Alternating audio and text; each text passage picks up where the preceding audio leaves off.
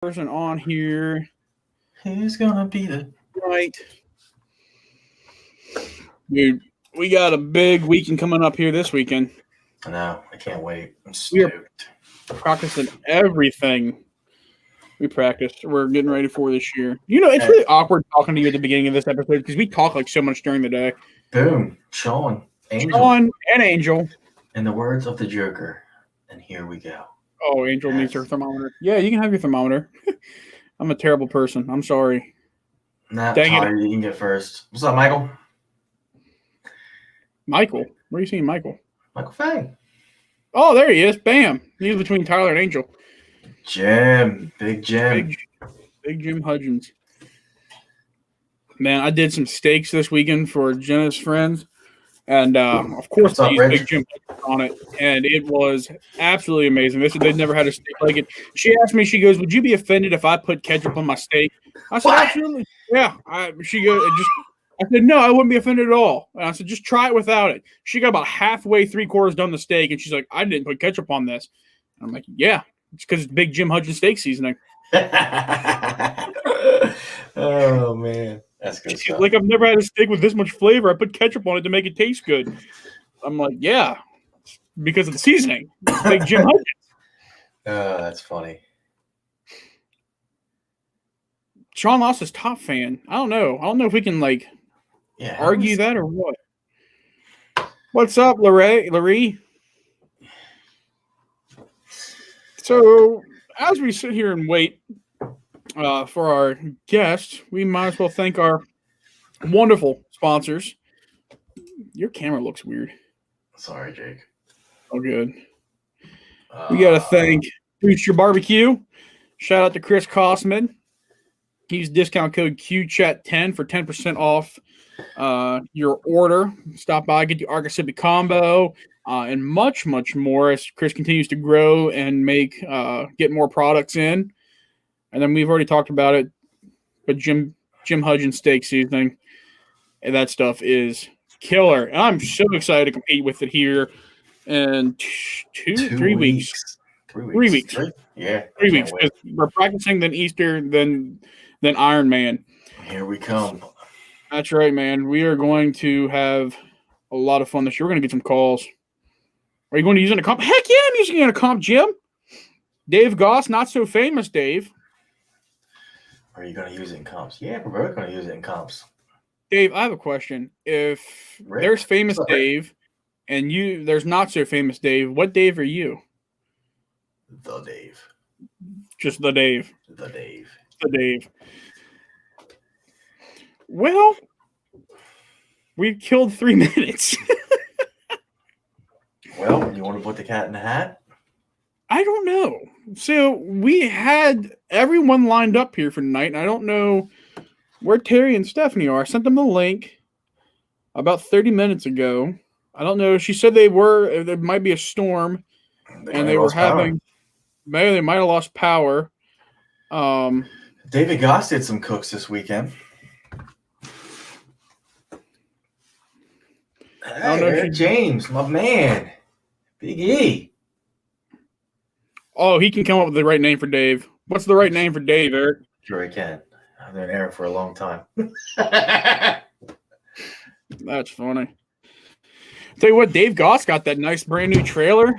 I'm a little scared to see him rolling into competition now. He did. He's putting some work in that bad boy. Man. Looks good. I hope I can be like you someday, not so famous Dave, and sell my smokers and get all new smokers in a trailer. That'd be pretty daggone nice. I'll sell you my trailer when you're ready. Oh, yeah, hey, when I'm ready. Oh, there they are. Now we got our guests on here. They're coming on here. We were going to have Beth Hendricks, who's hosting her first SCA competition here in a couple weeks. We were going to have her on to talk about her event. She might have ran into an issue. I tried calling her, and I couldn't get a hold of her. So we will try to have Beth on to talk about her first SCA coming up here in the 17th of April. And she's doing her first SCA. So that'll be a lot of fun down in Shepherdstown, West Virginia. Don't be afraid of a trailer. They can't cook. Thanks. Yeah. Man. Appreciate it. So, all right. Well, I think we're still waiting for Terry. yeah, we're waiting for Terry. All right, we should see Stephanie. Stephanie, can you hear us on there? I don't know if we'll go ahead and bring her on here, or we'll wait for Terry. But we'll go ahead and bring Stephanie on. We got one. Hi, Stephanie. Terry will be with us, but he's had quite a day, so he's going to be a little bit detained. So That's okay. Go ahead and get started. He promises That's that he'll be here. That's fine. That's fine.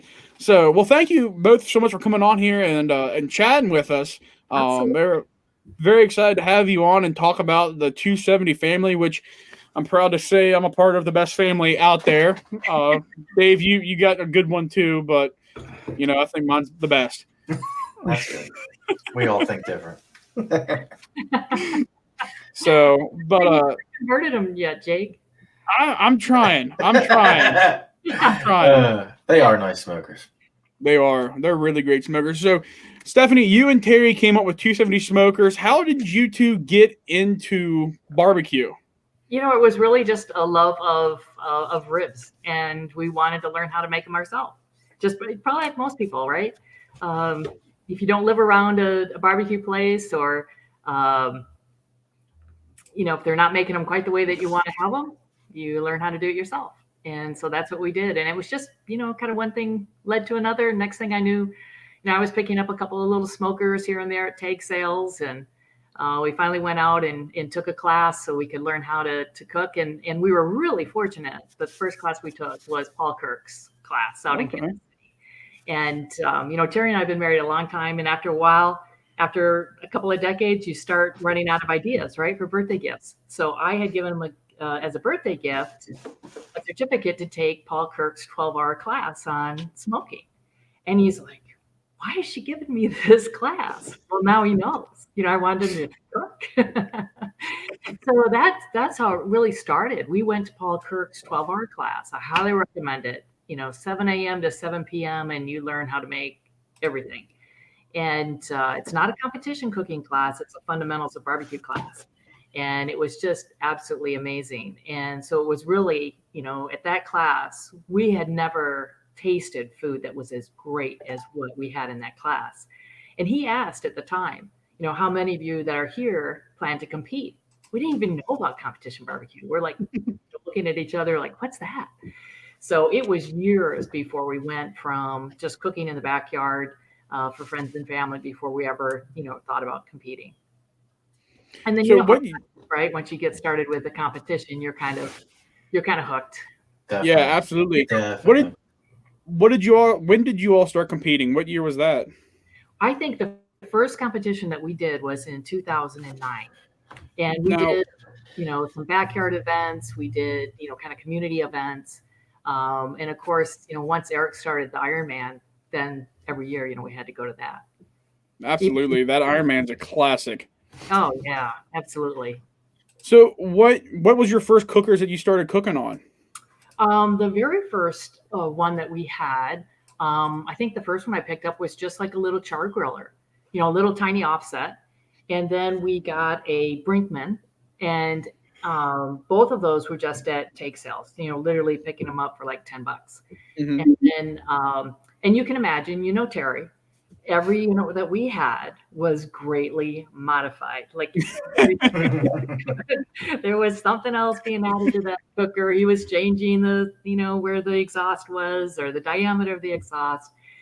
It was always, no matter what we got, he would engineer it so it would cook better. And then we progressed from those cookers to a Lang, and loved that Lang. And even after we stopped cooking on it, it still sat in our field for a year so that every time we left the house, we could see it. It was just like this emotional attachment to that. Right. Lang.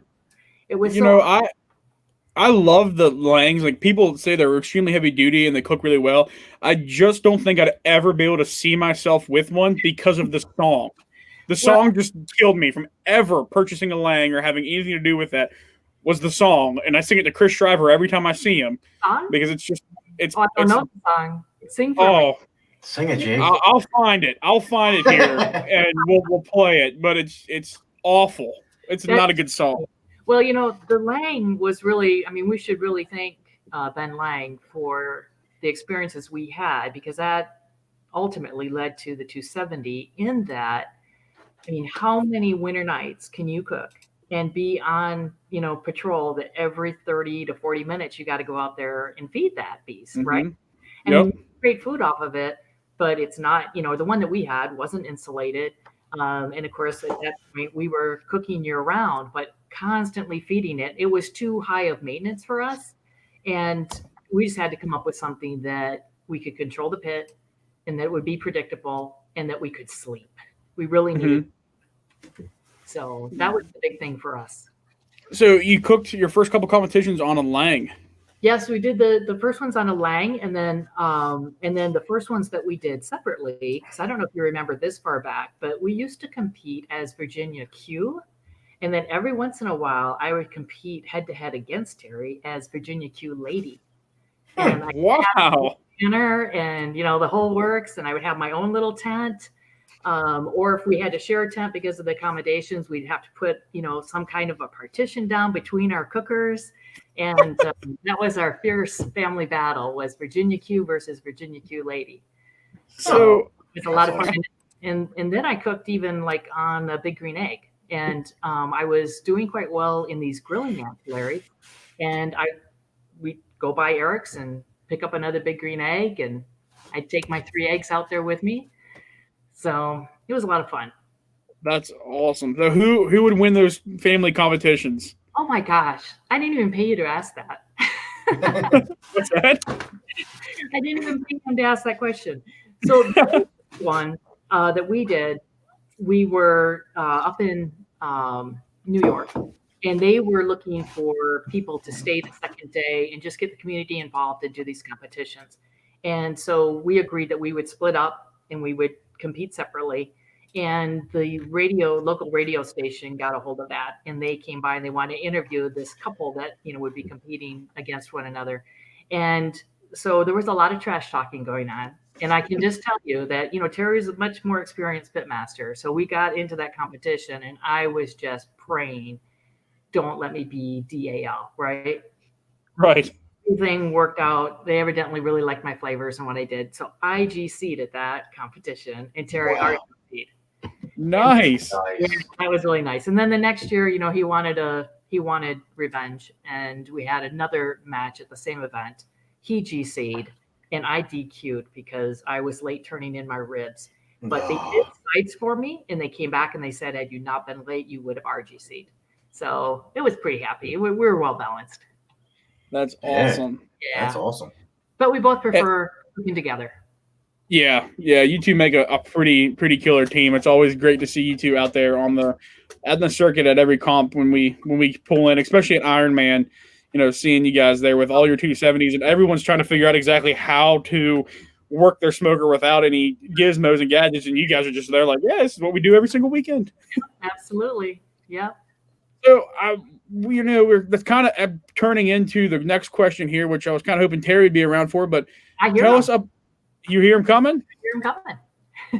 He's coming around the mountain. Yep. So, because I want to kind of ask how, what transitioned into making the 270. So, yeah, absolutely. So, just in time. Busy day. No problem, man. No problem. Good to see you. You too. We were talking about the early days. Ironman, our little, head-to-head battle up in New York, and cooking on the Lang, and how we loved that, but that we just needed more rest. And then we're just going to go into kind of how the 270 came about. So perfect timing to have Terry here. Absolutely, yeah. Great time to have him on, because this right here is a 270. That's a terrible picture. I should put the other one up here. Of the 270, if anyone's never seen one before, they have the most iconic shape out of any smoker ever. So tell us, how did you get into 270, and how did that get started? Sleep. We weren't getting busy. We went on a stretch where we were doing some catering back in the day where we cooked 4 days in a row, and in the 4 days I had a total of 4 45-minute naps. We were cooking so much. Wow. So we wanted a smoker, and anybody knows me knows I'm, to say the least. So I set out to build one. So instead of spending the money on a new smoker, I started playing around with designs because we've been modifying smokers that we had for years to make them work better. Mm-hmm. We came up with a design that's actually sitting down below that actually works really well, what the world's never seen. Because while we were making that first design, we had a brainstorm about the 270 and started playing with it and started tweaking on it, and the rest is history. Wow. So how does it come about that shape? What shape is that? How did you come across with the triangle-ish shape?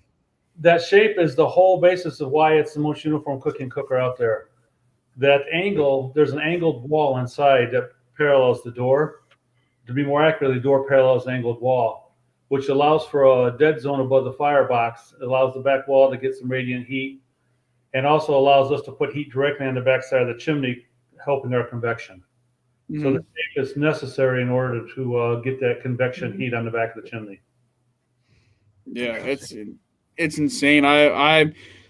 I did the biscuit test with mine, the Just Prowse patented biscuit test, and put biscuits on every corner, on the bottom, in the middle, and then in the middle of the cooker, and then on the top of the cooker. Everything was completely balanced the whole way throughout, everywhere. No hot spots, nothing. And it's an amazing piece of equipment, to say the least. So that's insane. That. Absolutely. So go ahead. No, go ahead. No, we have a little lag guest.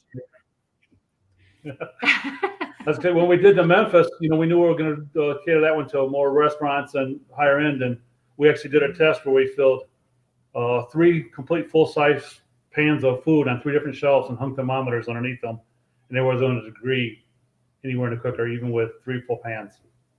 Wow.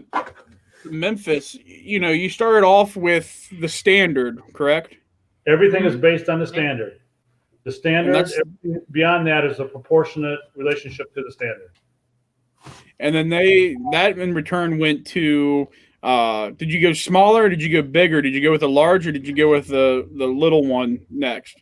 We went large because people like to cook in pans. And when we designed the standard, we were hoping people wouldn't be cooking in pans in it because it blocks the airflow. But so many people wanted to cook in pans, we had to make one wider to let air flow better. Okay. Then we went smaller from there. So you don't recommend pans being cooked in the 270. Now, riddle me this: what's the difference between having a pan and having a piece of meat on there with that? You can successfully cook in pans. I'll never say you can't. There's lots of people do it. Mm-hmm. But the 270 is based on a natural convection, and convection is air movement. And if you're sitting on a pan, you're blocking with a solid surface some of your air movement. Now you can raise it up on a rack. We actually make racks now that can raise them up within a pan to allow that air movement. We're going to get to that. But, we like to have the air circulating the meat, so the most uniform cooking. Yeah. We always say, airflow is your friend. So anything you can do to maximize the airflow, you're going to have a better result. That said, we have many successful pit masters that are out there all the time using their 270s, and their smokers have never seen meat on the shelf. It's always in a pan. And so, it's your personal preference, but, load the smoker in a way that if you're going to use, pan, start at the top and work down, just anything that keeps that airflow going in a smoker, whether it's a 270 or, any other brand, and it's going to be a better result. Now the new case gets collapsed all the best of all the sizes, so it has airflow around the pan if you use pans everywhere. Mm-hmm. Now, the crazy thing is, and I don't know if I can blow it up here or not without blowing up my screen, there is one air intake on the back of the 270. Like, you see all these different ones that have all these little, ports and holes and, places to move. There's one port, and you talk about airflow so daggone much, and that's so important with these cookers. How did you get by with doing one little slat? And for people that know, that thing opens up maybe that wide, at least on my standard. It was probably 3, maybe 4 inches wide. And that thing, it sucks air. Like, you put your hand over the top of the chimney, you can just feel the air blowing right out of it like a fan. That angled internal wall we talked about, what happens is when the chimney lays on that wall, the firebox actually heats the backside of the chimney, Mhm. which in reality superheats the air inside the chimney. So the air in your chimney is hotter than the air in your cooker, which is unusual because usually the air that gets to the chimney is cooled in the cooker. Mhm. And given that the air in the chimney is hotter than the air in the cooker, it actually drafts itself out, creating a suction, pulling more air. I love this so much. I've had the pleasure of spending the day down there with you, in the shop and all, and still like just sitting here talking to you. I'm asking questions just for people that don't know, but I'm Yeah, 'cause still I know getting you know. excited learning about this whole thing. Yeah, I know you know all this already, so. Oh, I know, you but I talk- still love asking about it. When you talk And about also- that day at the I'm What's sorry, I was that? gonna say about that day at the shop, the first thing that comes to mind is tap, tap, tap. Yeah, yeah. Tap it, tap, tap, tap. Oh, for those that don't know, For everybody. Yeah, Jake and Jake the welder. yeah, for sure. Yeah. For those that don't know, I say I'm part of the best smoker family out there because Terry and Stephanie had me and Kyle Hasselbarth down to spend the day down in the shop, and we got to play with something no one else got to play with before it got released.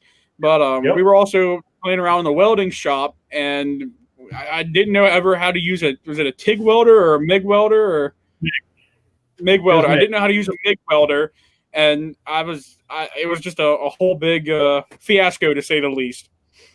You did okay in the end. We did all right in the end, but for those that want to see it, I think it's on my YouTube channel. I'll definitely share the link there with where it's at. Back whenever I made YouTube videos, and now we have this with Dave, right, Dave? Yes. So, all right. Well, moving into you don't just do smokers now. The little toy we got to play with was the 270 GS, which you all released last year, right around this time, wasn't it? It's probably pretty close, yeah. So how has that been for you all? Good. I mean, we know we're not supposed to have favorites, right? Because all these smokers are our children, but we love that GS. We just absolutely have a blast cooking on it, and it's really been fun to manufacture as well. And as you know, Jake, we brought the confection idea to the GS. So we have a know in the GS. Yeah, I'm going to see if I can pull up a picture here of one of the GSs. You guys can go over to 270smokers.com and see one of these cookers. I should have done this a little bit before the show. Save image, go over here, because it takes into a process. But, I mean, the more SCAs Dave and I do, there's always someone that has one of those, has the GSs around. And I wanted one so daggone bad, but I had to wait a little bit. And I told Dave here on the phone, when I win an SCA, that SCA money is going towards a GS because, we went down there, you had us down, we cooked on it, and then I ended up getting a PK just because, it was 3 weeks before the first competition, and I needed something quick. But now if I knew COVID would have happened, I would have gotten the GS and then had the whole daggone summer to play with it before we got on here. PK's a good grill, and I only cried for 4 or 5 hours when I heard that you bought one. I'm sorry. I felt bad on the family. What's his name? Cooks on it. We didn't kick you out of the family for it or anything. If it's a pure on grill, PK's great. I think Steph and I have talked. We should have named the GS the FG because the what FG shines as a smoker. What's that? Say that again. I think the GS. I think we should maybe call it the SG because it really shines as a smoker. So it's a smoker grill. It is. So this is the 270 GS, the inside of it, and there's 2 different regions of cooking. You can smoke on it, you can grill on it. This little piece here, it's an amazing little piece. Tell us, how you came up with that whole ordeal. Well, a couple of years ago, 3 years ago, some people came up to us and said, "Would you build a grill?" And we said, "No, we don't really do grills. It's heat, fire, air gap between the grate. It's a grill." And we didn't think much more about it. And about a year later, somebody else asked us, and we kind of said no. And then somebody else who was a pretty good sized team asked us, and I said, I've been through this. I just don't want to build a grill. I don't want to copy anybody. If I can't bring something new to the table, I'm not doing it. And the boss of the business, being Stephanie, pulls me aside. really need to think about building the grill for these people. So I said, we'll make a compromise. If I can come up with any new ideas, then we'll incorporate them into the grill and we'll do it. So we came up with the idea of the independent sides, the traveling ash pan, the 2 height cooking. You can't really see that, but you can cook at 2 different heights. And then the conversion to a grill from a smoker. And it's been really, really good. It cooks as good as anything we've gotten, so we just love it. Yeah, it's incredibly uniform in temperature. And I mean, I think you've seen our videos where we're cooking, whether it's chicken wings or smoking a pork butt or doing a Texas style brisket. It's just amazingly versatile. And I think that when you look at the GS, to Terry's point, you immediately think, okay, this is going to be a great grill, right? And it's got all the grilling functions. But, people have sworn that there's no way that you can make a unit that's going to both be a great grill and be a great smoker. And I think, Terry really defied the odds. He's come up with a really fantastic design, and it is absolutely a fantastic grill and absolutely a fantastic smoker.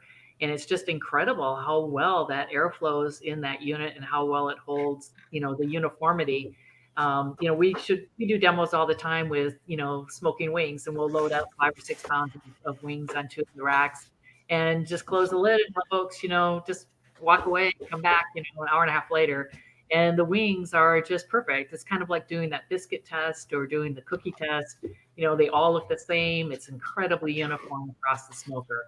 And the cookie test. It's great to see that in the GS, And then, of course, I saw the griddling of making pancakes on the GS and everything else. So we love it. We take it everywhere. We'll be competing on it this weekend in Urbana, in fact. Oh, wow.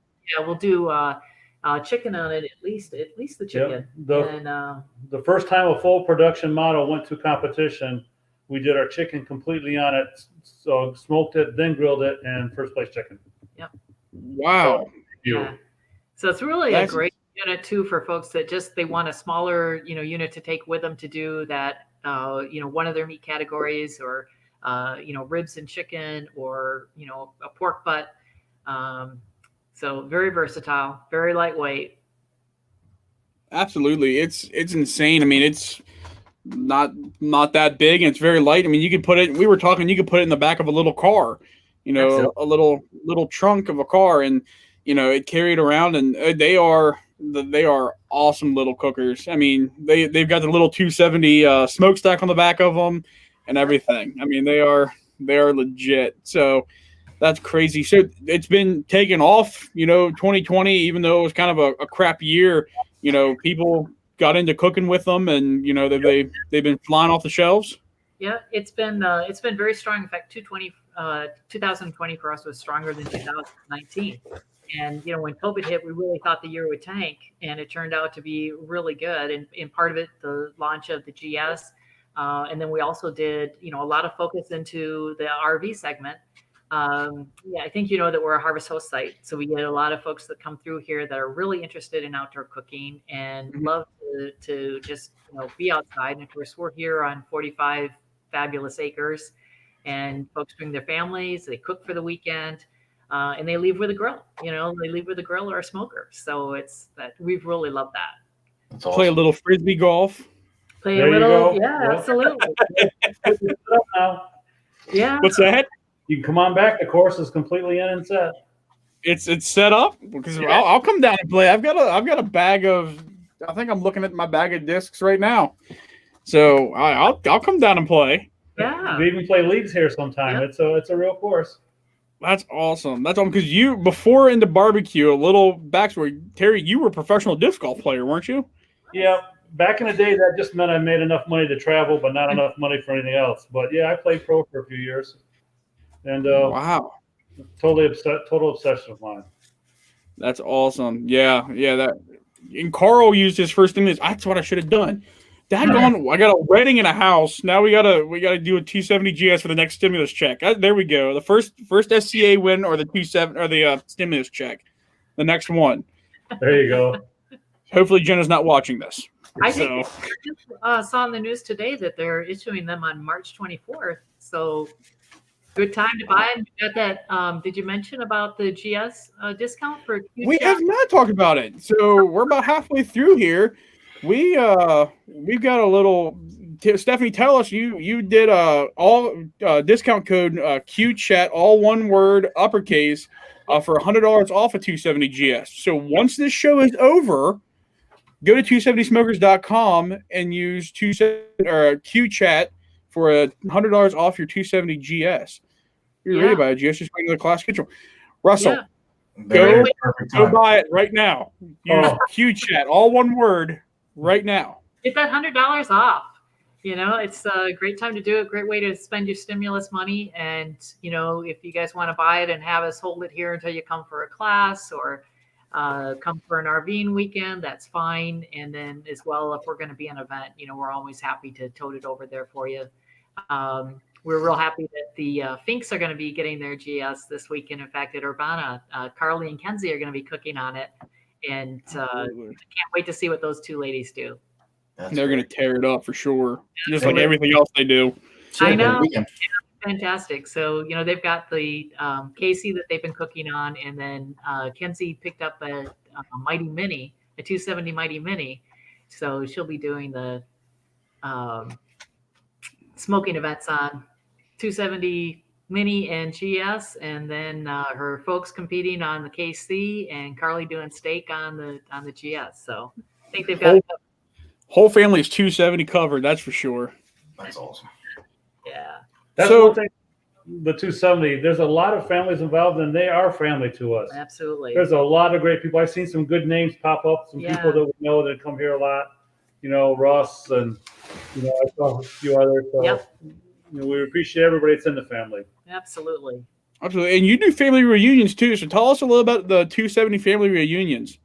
Well, we did. That was one of the things that we did with COVID, is just trying to, before any of the formal barbecue events were back on, we just wanted to create a way for folks to get together. And of course, with the COVID restrictions and the Virginia mandates, we had to keep those events small, but it was really great to have them small. And it was just open to 270 family members to come down, bring their cookers, or use ours, whatever worked best for them, camp out for a couple of nights. We did little cooking challenges with it. I think Glenn Zobel is the reigning cooking challenge king. I mean, my gosh, but there was some fantastic food and a lot of just really happy times. It was really terrific to be able to do that. And I was about to say, before COVID, we had neutral campsites, and we'll probably go back to doing that. Yeah. Where we try to pick a campsite in a region and let people know and set aside a block of, sites and then just meet elsewhere. Yeah. And those were really fun too, because we were able to do clinics at those camping weekends. We called them Q unions. And we had different members of the 270 family that stepped up, and they would do a little pork clinic, or they would do, a clinic on brisket or chicken, or on, certain sides. Sandy Baker did one on how to do a bacon weave and do a fatty, because everybody always loves that. Definitely. That category. So we just had all kinds of different things going on. So it was a real great mix of just bringing people together and learning some things and sharing some things and just having a good time. Absolutely. Good. What dates you're looking at doing this year? What? We haven't set our calendar yet. We've got lots of requests for classes and camping, so we've got to kind of look at the class schedule first.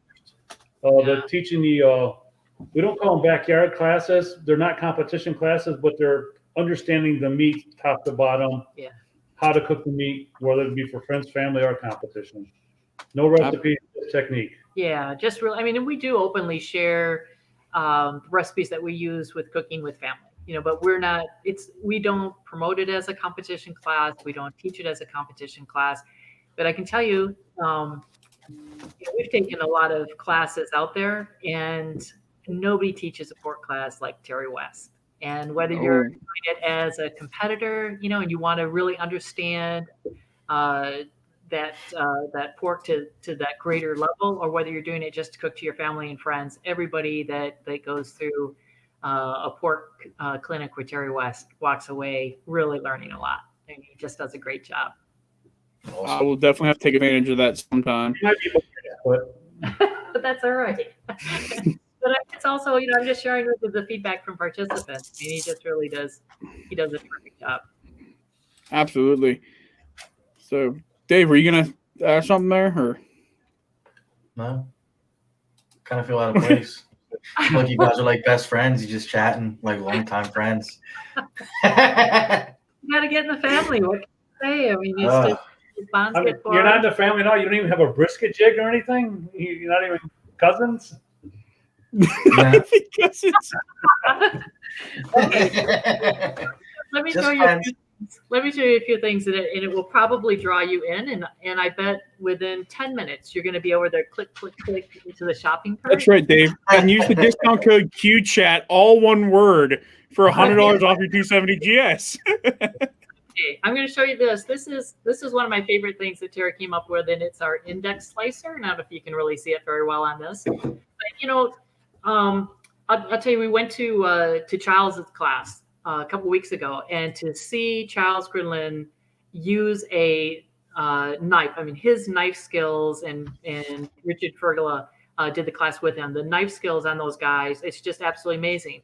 But the reality is that 99% of the guys out there, and women, I use that term generically, that are competing do not have the knife skills of a Childs or of a Richard.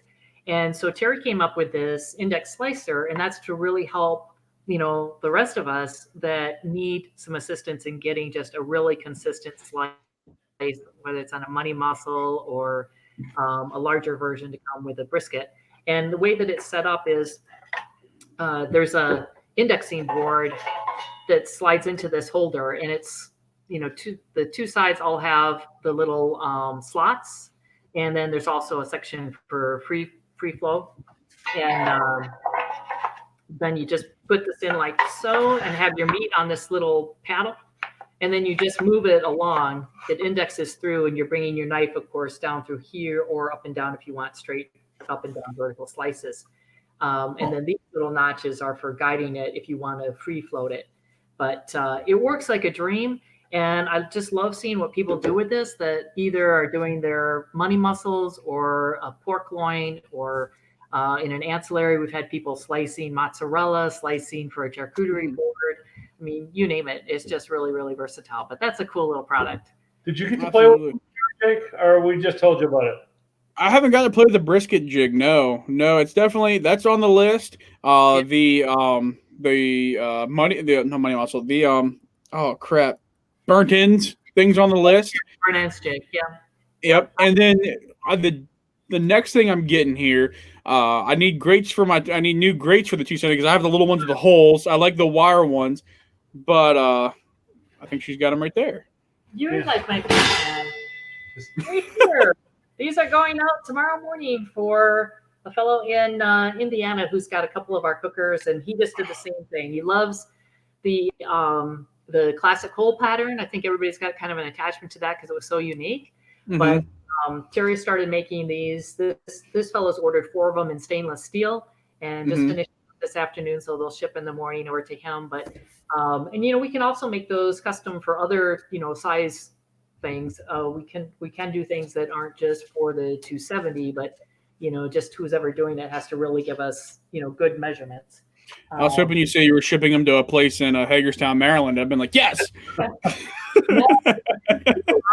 We actually do a lot of those shelves, and some people want to do that upgrade to stainless, but as once you start cooking on something, if you're cooking frequently, unless you are doing it and you need stainless for a commercial reason, get the mild steel rods. I mean, it's a fraction of the price. Right. Absolutely. So that slicer that you have. Yeah. The index slicer. Is it for briskets or is there a different one? This one is not the brisket version. This one is. So you do have a brisket one. We have one in the works. There you go. The steel right now, everything that's been in the works is steel has almost doubled in price in the last few weeks. It's just been it's really insane. So we want to get for the brisket version, get some of the weight out of this as well. This little guy here is, there's a lot of heft to it. It's over 4 pounds just for. Oh wow! So you can imagine, Dave, with a brisket one, it's just starts getting where it's a lot of steel content. So we're trying to. And the brisket one would be different. This one you can slice from 3/8 to 1 inch anything you want consistently, and the brisket will have to go a little thinner, which makes it just a little bit more problematic. Okay. And then Absolutely. can I just take the opportunity too, because this would be a great time to just touch on. We had a couple of people that asked questions about, gee, won't I harm my knives? If I'm taking them down through this steel, and if you've got a good knife, the hardness level on that is much greater than what it is on stainless steel. You're not going to harm the knife. You're on a bottom line good knife is a Rockwell like 56 to 57, and that stainless is maybe 35 or 40. Yeah. So it's significantly softer than your knife steel. Yeah. So the physics protect you. It's not going to hurt your knife. Good deal. So do you know about the collaboration that we've had with Charles on the wolf trays? that's what I was saying. The greats are on my list, and then those are on my list as well. So talk about how did you reinvent the grate or the chicken grate? Because I've always just used those little hex ones that you buy at the store for cheap and throw them away when you're done. Yeah, with them. exactly. And I always hate cleaning those, and that's what happened with Charles and his team. In fact, he shared with a class a few weeks ago that it used to be that the very last thing in their cook trailer that would get washed were those darn trays, because nobody wanted to do them. And of course, he'd done some that were a little bit of a mod from that as well to make it a little easier, but people still hated cleaning them. It caught everything. And he said, now this is the first thing that gets washed in the trailer because it's such a breeze. And it really, stuff doesn't grab onto it. It's a really easy wash. You can throw it in the dishwasher if you want as well. But these are out of 304 stainless. It's what 20 gauge, I believe, is the steel. I mean, it's much, much heftier than what you're going to get, commercially on any other website. And then as well, the uniqueness is all of these trays are designed to go into disposable pans, whereas a generic tray that's out there, they are not.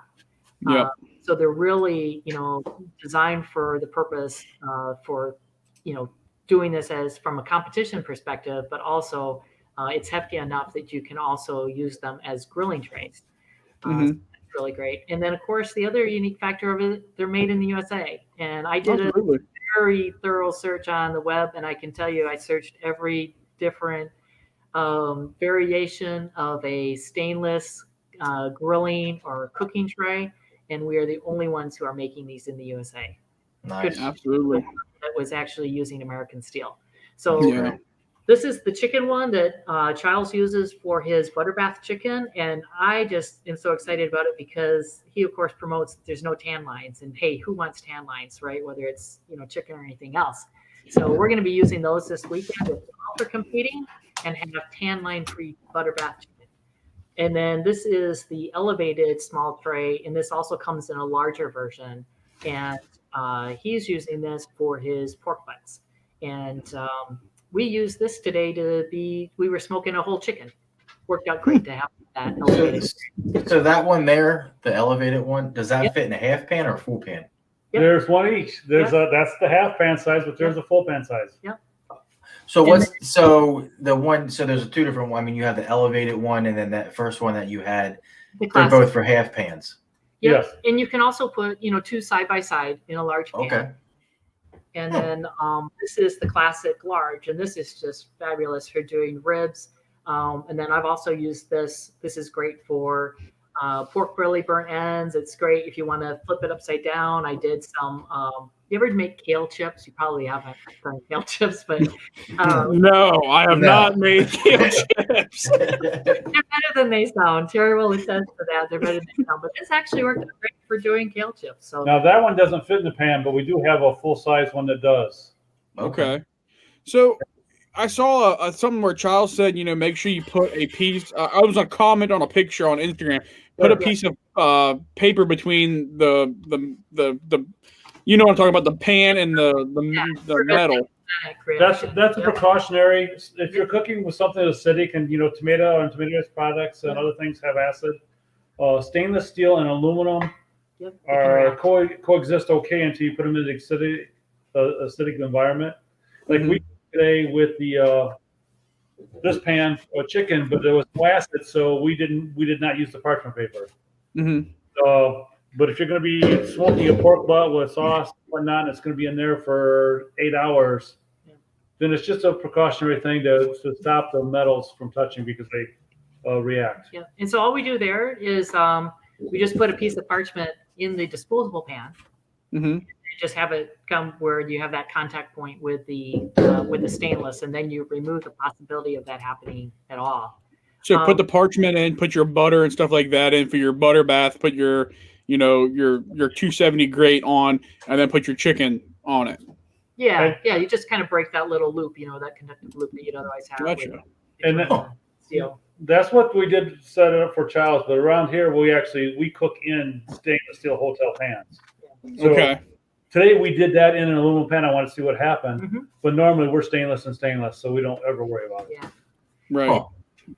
When Terry was mentioning about the pans, so and what they fit into, so one of the things that Charles was really looking for his own cooking was he likes to use the disposable cookie trays. Mm-hmm. And you'll see on the site a reference to that, so that the pans that fit and rest on top of that disposable cookie tray versus the ones that will slide right into the large size, the full size disposable pan. Okay. There's a Awesome. little there on the website that describes that, but these have been flying off the shelf.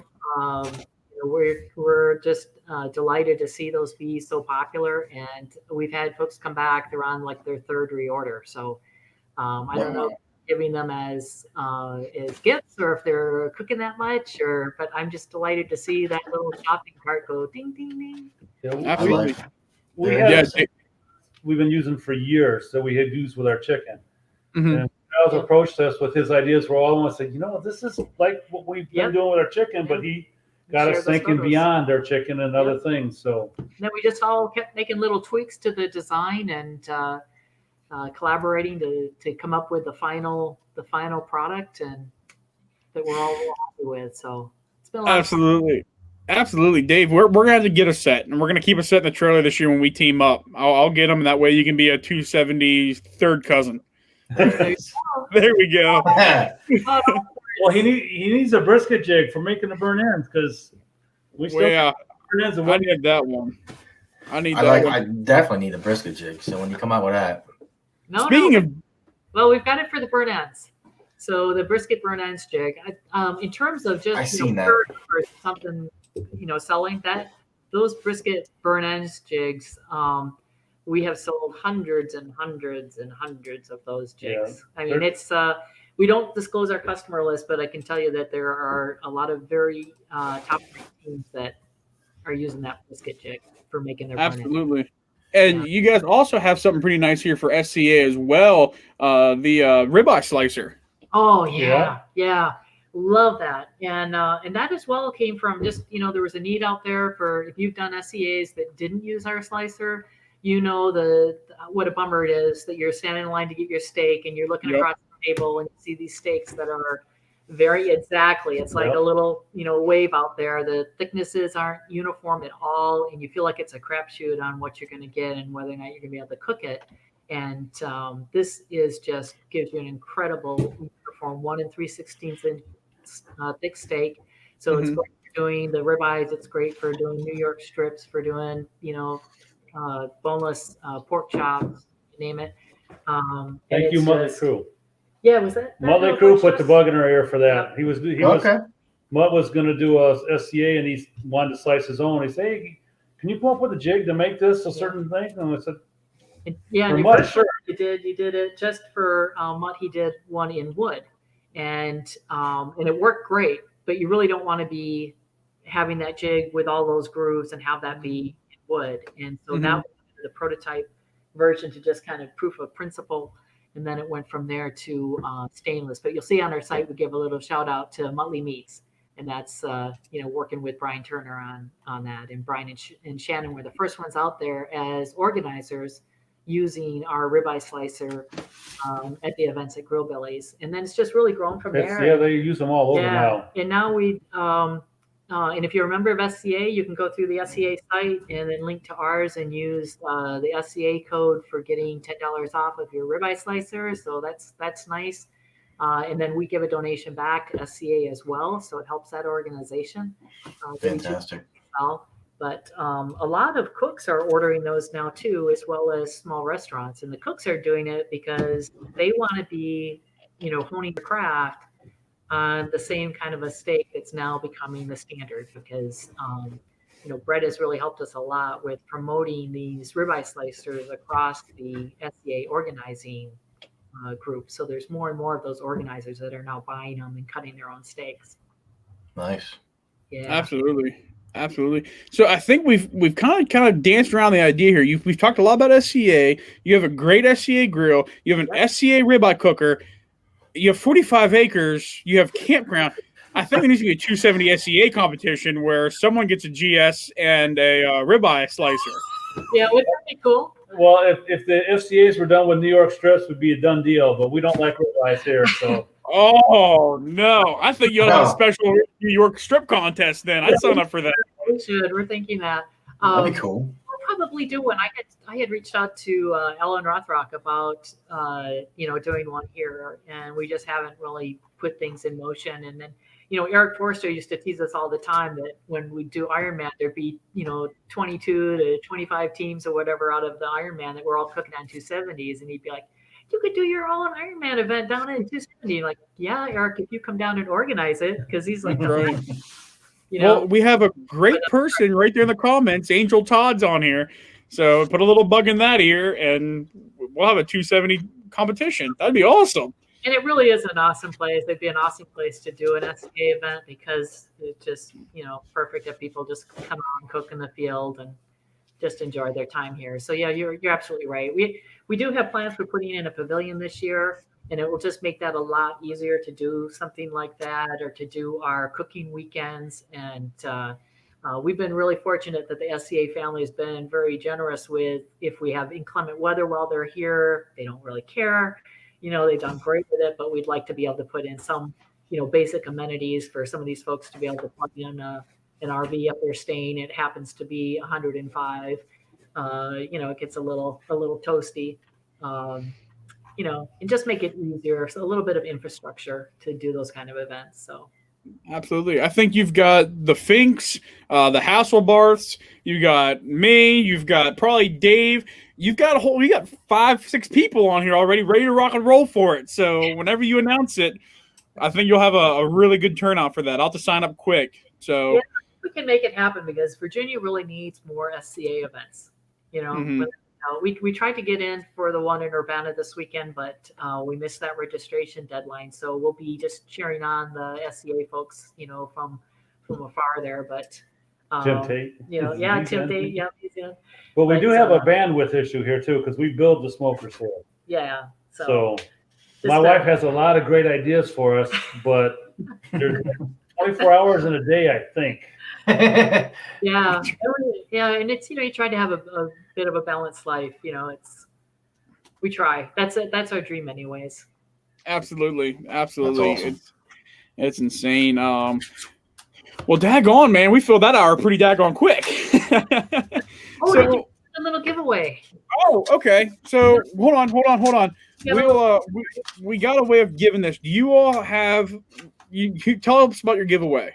Yeah, our giveaway is just a little sample set of 3 small bottles of some of our favorite rub. So if you followed us when Terry came up with that brisket for an ends jig, that we got a 180, a perfect score in brisket at the National Barbecue Cup, and it was after we got introduced to this team to Gringo's Chupacabra, and we used their brisket magic, and then. We loved it so much. We kept using it in competitions. We reached out to 2 Gringos, and we, have become very good friends with their owner. And we've just had a great marketing partnership. So we ship a little brisket magic, with our smokers. We sent out samples initially with all the brisket jigs. It's just been great. And then everything they make, we have just fallen in love with. So, love the steak seasoning. The chicken we did today was with their Cluckalicious. I love this on pork, on chicken, on vegetables. We did some ribs today. Their Rib Noxious is just amazing. You can use it at just about anything. They've got a Cajun rub as well. Oh my! some nice heat It's hot. and a wing rub. And then there's a new salt, pepper, garlic blend that's also really great that I use on just about everything. But we were the first team this side of the Mississippi to be using their product, and we were the first company to be representing them. So we actually, we're not a rub and sauce dealer or anything. We carry quite a few rugs and sauces on our site simply for our harvest hosters more than anything, that they can have product while they're here. But we're big promoters of the Two Gringos Chupacabra. You can get that on our site. And tonight, I think, Jake, you and Dave are going to draw a name for somebody to win this nice little sample set of. Right. Well, we don't have a name to draw, but what we do here is we kind of take some from John Lindsay and Arkansas Smoke Live. If you two have a what's a question we could ask here? Well, there's a lot of 270 people on. There's a lot of 270 people on. So, because what we do, if you two can think of anything, we kind of calm the comments down and we ask a question. The first person to get that question right gets the giveaway. So let's see here who. Okay, so we have to come up with a question? No, Dave's coming up with one. We should have thought of one to begin with. Well, they can come up with a 270 question that, like I said. Take it for everybody that if they don't know the 270 question. Yeah, we also have a little bonus gift that we'll throw in there too. I think those who know us know that we absolutely love Royal Oak, and we've had a long relationship with them, and we use their stuff all the time, cooking at home or cooking in competitions. And so we're going to throw in some Royal Oak tumbleweeds because they fit in real nicely in that box and be great with anything. Okay. Angel has a good question. Here it is. Got to give a shout out to Royal Oak. They're fantastic. That'll be the question. How many GCs have you all had? So that'll be the question. The first person to get that right gets it right. Do you all know the answer? Because I'm sure it's probably quite a bit. You talking just sanctioned or all together in all the competitions we've done? Sanctioned, KCBS sanctioned GCs. All right. So the first person that gets that right gets someone's guessed 6. Is it 6? We have to put you on mute and talk among ourselves. All right, we're on mute. So we've got 6. We've got 14. We're going to go with 14. We like that answer the best. No, that's not accurate. All right, we got 12. Nope. 9. Nope. No, we if you've cooked alongside us, you know that we always seem to be cursed by the 4th meat. You know, 8. Some people say that they get cursed by the 6th judge. We get cursed by the 4th meat, meaning 3 meats get great calls and we do really well, and 1 just won't be on its game. All right. So much lower number than you're probably thinking. Well, we got 8 and we got 20. 5. Someone said 4. We're trying to remember, but we're thinking like 3. Somebody had to Oh, I'm sorry. Oh. We have 4 other non-sanctioned ones, so I think the 6 was the closest for overall GCs. Yeah. Well, someone did guess 7 before you did that, so we can give it to the 7.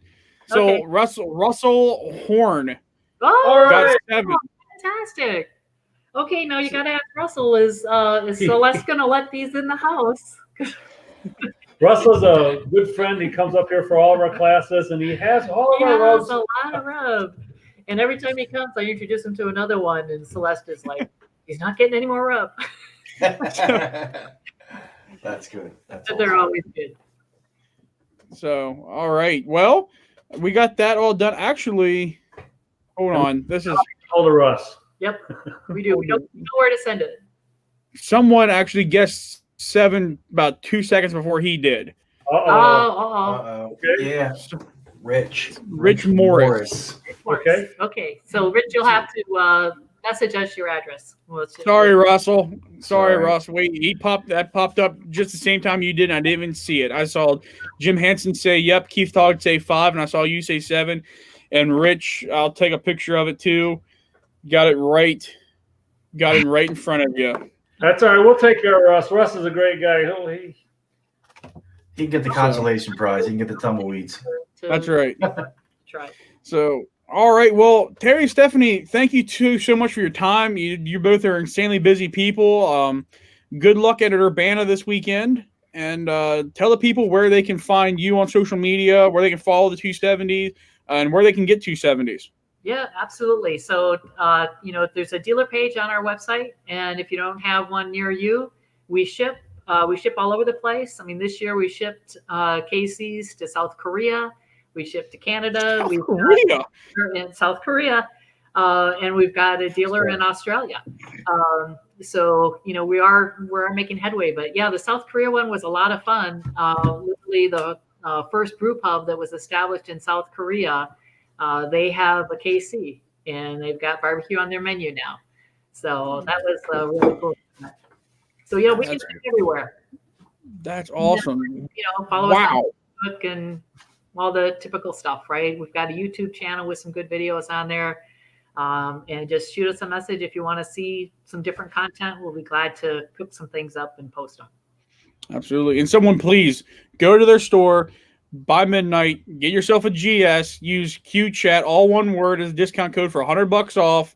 I would definitely do it, but I probably would be in a lot of trouble. But I'm definitely going to get my hands on one. Dave knows. Checks. Don't let those go to waste. Yeah, that's right. That's right. So, ready though. All right. Well, we'll see everyone here next week. You guys opened up for Myron Mixon, so next week we'll have Mr. Myron Mixon on the show. Okay. And we're pretty excited about that. And we will see everyone next week. Thanks, Sounds Jake. Thank you. Have a good one. Good one.